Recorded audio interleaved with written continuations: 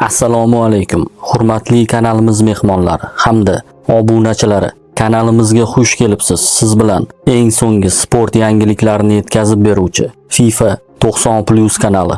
O'zbekiston milliy terma jamoasi yig'iniga chaqirilgan futbolchilar ro'yxati e'lon qilindi. Timur Kapadze qo'l ostidagi terma jamoa 17-mart kuni navbatdagi o'quv mashg'ulot yig'inlariga kirishadi. Jamoa Jahon chempionati 2026 saralash bosqichi doirasida 20-mart kuni Qirg'iz Respublikasini qabul qiladi. 25-martda esa Eronga qarshi safarda o'yin o'tkazadi. Bosh murabbiy Timur Kapadze tomonidan yig'inga jalb etilgan futbolchilarning ro'yxati: darvozabonlar O'tkir Yusupov, Fulat Eron, Abduvohid Ne'matov, Nasaf, Botirali Ergashev, Neftchi.